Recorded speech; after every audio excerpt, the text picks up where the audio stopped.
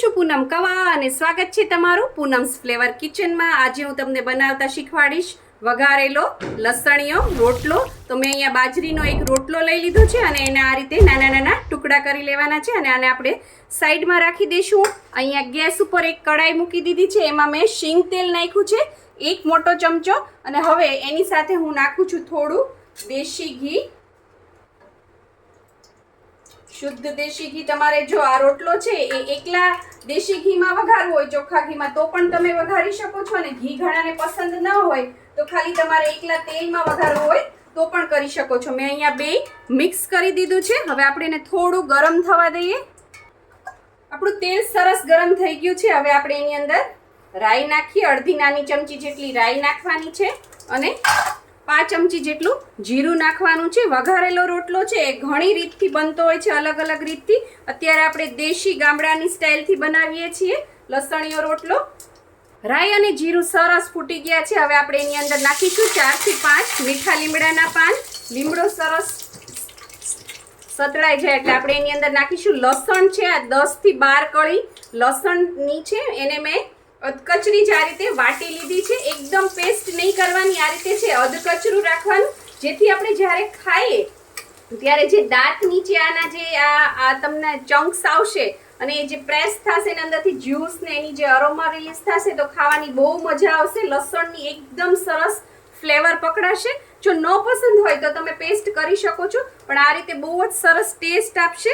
અને આની સાથે જ આપણે થોડી કોથમીર નાખી દેવાની છે। આ રીતે ઘીમાં તેલમાં સાતળેલી કોથમીર છે એનો ખૂબ જ સરસ ટેસ્ટ આવતો હોય છે।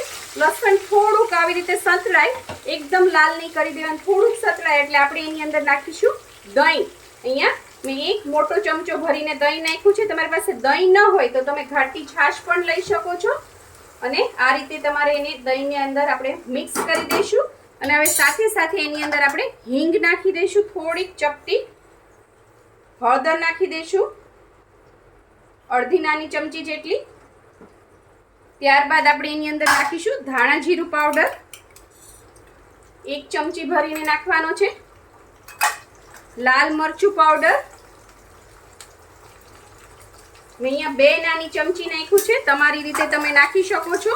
અને સરસ આ બધી વસ્તુ છે આપણે મિક્સ કરી દઈશું। આ થોડું ટેમ્પટિંગ હશે તો ખાવાની મજા આવશે। જો આ સ્ટેજ ઉપર તમે 2 જ મિનિટ આને સતળાવા દઈ અને ગેસ બંધ કરી દો તો વઘારેલું લસણિયું દહીં રેડી થઈ ગયું છે। હવે આને આપણે થોડું ઉકળવા દઈએ જેથી મસાલા છે એ બધા સરસ અંદર પાકી જાય। દહીં અને મસાલા નાખ્યા પછી 2 જ મિનિટમાં તમે જોઈ શકો છો તેલ સરસ રિલીઝ થઈ ગયું છે ઉપર અને મસાલા સરસ કૂક થઈ ગયા છે। બહુ જાજુ કૂક કરવાની જરૂર નથી, 2 જ મિનિટમાં થઈ જાય છે। ઉપર આ રીતે તેલ કે ઘી જે પણ નાખ્યું હોય એ આવી જાય। ત્યારબાદ આપણે જે આ રોટલાના ટુકડા કરેલા છે એ આપણે એની અંદર નાખી દઈશું। અને આ 2 થી 3 ટુકડા છે એને આપણે આ રીતે ભૂકો કરીને નાખવાના છે। આનાથી શું થશે, સરસ કણી કણી પડશે, ખાવાની મજા આવશે। આવી રીતે 3-4 બટકા છે એને આ રીતે કણી કરી આ રીતે તમે ચૂરમા જેવું કરી ચોળી અને નાખજો, એ ભૂકા જેવું સરસ લાગે। ઘણા લોકો જે ગઢા માણસો હોય છે એને દાંત ન હોય તો મારા બા અને દાદા ને એ લોકો અમારી પાસે કરાવતા ત્યારે અમે શું કરતા, બધા રોટલાને છે આખું મસળી જ નાખતા, એનું ચૂરમા જેવું કરી અને ચૂરમું વઘારી નાખતા। તો વડીલોને તમે એ રીતે પણ કરી શકો છો, એ લોકો જો આ રીતે બટકા ન ખાઈ શકતા હોય તો। હવે જો ઘણા લોકોને આ રીતનો રોટલો પસંદ હોય, આ રોટલો આપણો રેડી છે। આમાં આપણે મીઠું નથી નાખ્યું કારણ કે રોટલામાં ઓલરેડી મીઠું હોય જ છે, તો પણ તમારે ચાખીને જો જરૂર પડે તો નાખવાનું। હવે અહીંયા ઘણાને જો આ રીતે થીક રોટલો પસંદ હોય છે, આવી રીતે તેલ છૂટું પડી જાય એ રીતે આપણને હોટલમાં પણ આ રીતે મળતો હોય છે।